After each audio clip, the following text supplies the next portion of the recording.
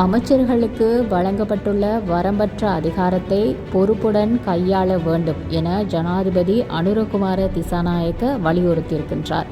புதிய அமைச்சரவை பதவி பிரமாணத்தை தொடர்ந்து உரையாற்றிய ஜனாதிபதி அந்த அதிகாரத்தை பாதுகாக்க புதிய அமைச்சர்கள் தொடர்ந்தும் செயற்பட வேண்டும் எனவும் தெரிவித்தார். மக்களின் கடின உழைப்பு மற்றும் எதிர்பார்ப்புகள் அனைத்தையும் வெற்றியடைய செய்யும் வகையில் நல்லாட்சி இருக்க வேண்டும். வெற்றி பெரியது. அந்த வெற்றிக்காக நம்மீது சுமத்தப்பட்ட பொறுப்புகள் சமமானவை என்றும் ஜனாதிபதி தெரிவித்தார். இலங்கையின் வரலாற்றில் அரசியல் வரைபடம் மாற்றமடைந்துள்ளதாகவும் பிரிவினை அரசியல் இனியும் தேவையில்லை என்பதை இந்த தேர்தல் நிரூபித்துள்ளதாகவும் ஜனாதிபதி தெரிவித்துள்ளார்.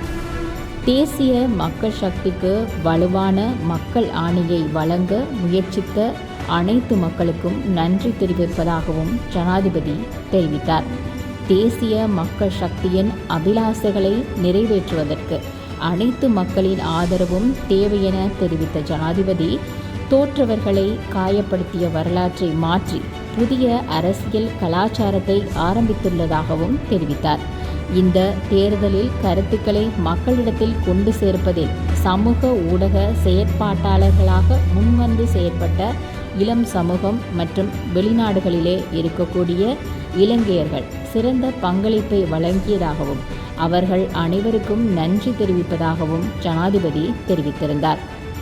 இந்த தேர்தலில் மக்கள் மிகுந்த ஆர்வத்துடன் எழுந்து நின்றதாகவும் அவர்கள் அனுபவிக்கும் அடக்குமுறையே இதற்கு காரணம் என்று கூறிய ஜனாதிபதி இந்த தேர்தல் முடிவு அவர்களின் சுதந்திர பேச்சு என்றும் குறிப்பிட்டார்.